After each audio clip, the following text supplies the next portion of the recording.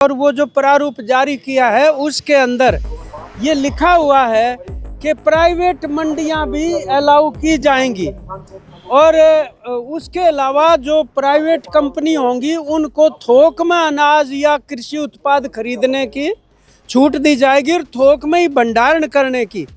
ये बीच में लेके आ गए। हम तो C2+50% और बिजली और जो कर्जा मुक्ति के जो सवाल थे उसके लिए लड़ाई लड़ रहे थे, ऊपर से ये आके लाद दिया उन्होंने। तो ये तो बहुत बड़ी चुनौती एक तरह से। वो 3 कानून जो थे उनका पुनर्जन्म हो गया। ये जो है वो 300 करोड़ में से 200 करोड़ रुपए बीमा क्लेम किसानों का खा गए, करोड़ चरखी दादरी जिले के। तो हमारी इसमें मांग है कि इसकी उच्च स्तरीय जांच होनी चाहिए और किसानों को जो 200 करोड़ रुपए और 150 करोड़ रुपए चरखी दादरी जिले के वो किसानों को मिलने चाहिए, नहीं तो इसके ऊपर हम आंदोलन करने पर मजबूर होंगे। प्रदर्शन करके और उपायुक्त के माध्यम से मुख्यमंत्री को ज्ञापन भेज रहे हैं कि और केंद्र को भेजने का काम करें, क्योंकि जो 3 कानून रद्द हुए थे, 13 महीने तक जो आंदोलन चला था, उन 3 कानूनों को बैकडोर से लागू करने की कोशिश इस पॉलिसी के तहत केंद्र की मोदी सरकार कर रही है। स्वामीनाथन आयोग की रिपोर्ट को लागू करो। 9 दिसंबर 2021 को किए गए वादे पूरे करो। तो स्थायी तौर पर भी आंदोलन छेड़ना पड़ेगा। ये आज के कार्यक्रम का हमारा SKM हरियाणा के, SKM भिवानी के सारा नेतृत्व भिन्न भिन्न संगठनों का यहाँ पर मौजूद है। हरियाणा के किसान एक बार फिर आंदोलन की राह पर है। इस बार संयुक्त किसान मोर्चा SKM के बैनर तले लघु सचिवालय के बाहर धरना दिया गया। किसानों का कहना है कि केंद्र सरकार द्वारा लाए गए नए कृषि विपणन ड्राफ्ट से उनकी स्थिति और भी खराब हो जाएगी। उनका आरोप है कि इस ड्राफ्ट के जरिए सरकार 3 कृषि कानूनों को फिर से लागू कर रही है। किसानों का कहना है कि ये ड्राफ्ट प्राइवेट कंपनियों को बड़ा मौका देगा और मंडी प्रणाली खत्म हो जाएगी, जिससे देश की खाद्य सुरक्षा पर खतरा आ जाएगा। किसानों में पंजाब की तर्ज पर हरियाणा सरकार से इस ड्राफ्ट को रद्द करने की मांग की है। इसके अलावा बीमा कंपनी सेवा पर भिवानी और चरखी दादरी में 450 करोड़ के घोटाले का आरोप लगाया गया है। किसान नेता ने 20 मार्च को कुरुक्षेत्र में किसान मजदूर पंचायत करने की घोषणा की है, जहां आगे के आंदोलन पर फैसला लिया जाएगा। देखिए, आज संयुक्त किसान मोर्चा के आह्वान पर हरियाणा के प्रत्येक जिला मुख्यालय पे संयुक्त किसान मोर्चा आक्रोश प्रदर्शन करके और उपायुक्त के माध्यम से मुख्यमंत्री को ज्ञापन भेज रहे हैं। और पहली और जो मुख्य मांग है वो है कृषि विपणन पर जो 25 नवंबर 2024 को जो राष्ट्रीय नीति फ्रेमवर्क भारत सरकार, मोदी सरकार लेकर के आई है, इसको हरियाणा सरकार इसी सेशन में इसके खिलाफ प्रस्ताव पारित करके इसको रद्द करके और केंद्र को भेजने का काम करे। क्योंकि जो 3 कानून रद्द हुए थे, 13 महीने तक जो आंदोलन चला था, उन 3 कानूनों को बैकडोर से लागू करने की कोशिश इस पॉलिसी के तहत केंद्र की मोदी सरकार कर रही है। पंजाब सरकार ने इस पॉलिसी को रद्द किया है, तो हरियाणा सरकार भी इसको रद्द करे और पूरे देश की सरकारों पे संयुक्त किसान मोर्चा राज्य सरकारों पर दबाव बना रहा है कि इस पॉलिसी को वापस लिया जाए। ये मंडियों पे हमला है और खरीद जो है वो बड़े बड़े जो कॉरपोरेट हैं उनको देने की तैयारी है। इसके साथ इसमें हमारी तमाम मांगे हैं, चाहे वो कर्जा मुक्ति की हो, चाहे वो स्मार्ट मीटर की हो, चाहे वो सरसों खरीद की हो, चाहे वो आवारा पशुओं की हो, बकाया मुआवजे बीमा क्लेम हो, ट्यूबवेल कनेक्शन हो, इन सारी मांगों को लेकर के आज हम ज्ञापन दे रहे हैं। इसके साथ में बड़ा जो मुद्दा है जिसपे चर्चा भी चल रही थी कि 350 करोड़ रुपए बीमा क्लेम बना था 2023 खरीफ का।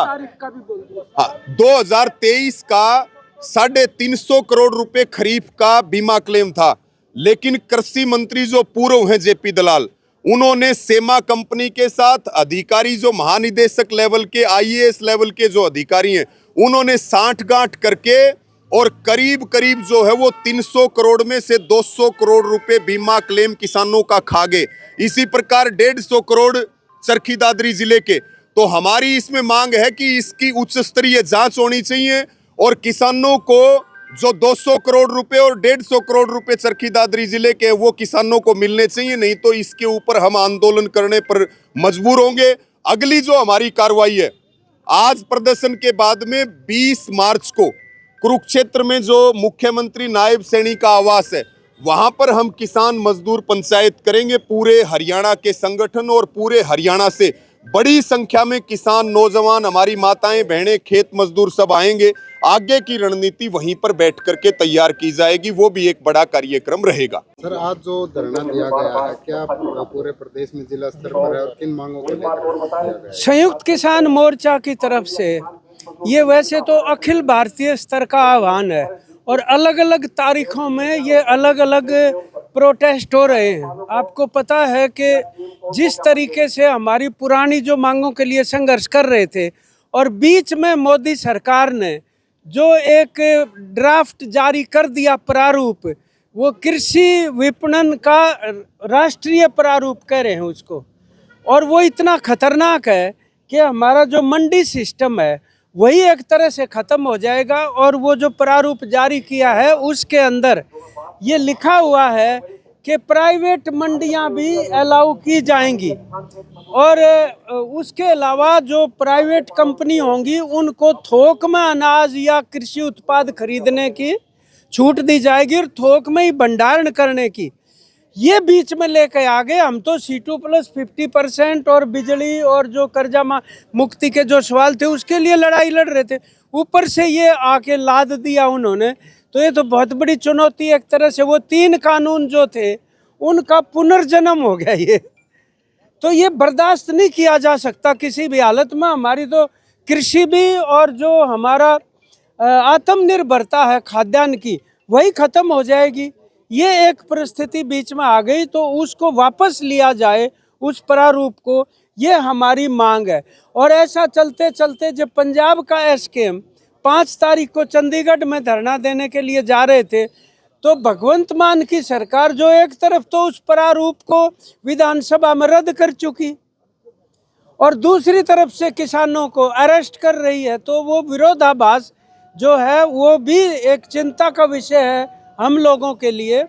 और जो हरियाणा की विधानसभा है, हमने तो आज का जो ज्ञापन है उसके अंदर ये भी रखी है कि हरियाणा विधानसभा भी रद्द करे, क्योंकि हरियाणा तो कृषि पे ही निर्भर है मुकम्मल तौर पर। और जो सबसे बड़ा कांड हो रखा है वो भिवानी डिस्ट्रिक्ट के अंदर और दादरी में, वो 450 करोड़ रुपए का बीमा क्षेमा कंपनी जो है उसने घोटाला कर दिया। बाई नेम इसके अंदर सभी कुछ तथ्य दिए गए हैं कि किस तरह से वो घोटाला हुआ है।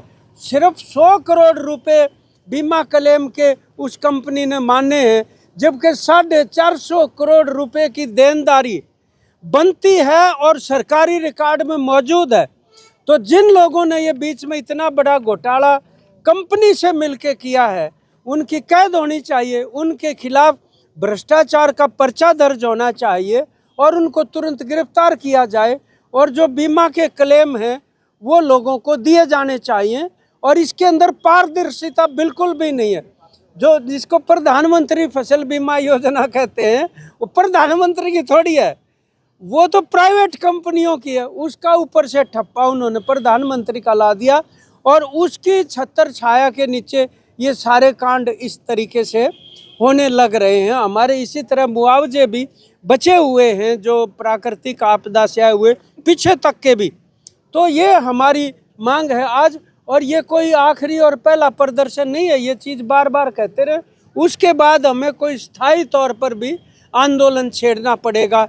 ये आज के कार्यक्रमकार हमारा SKM हरियाणा के, SKM भिवानी के सारा नेतृत्व भिन्न भिन्न संगठनों का यहाँ पर मौजूद है।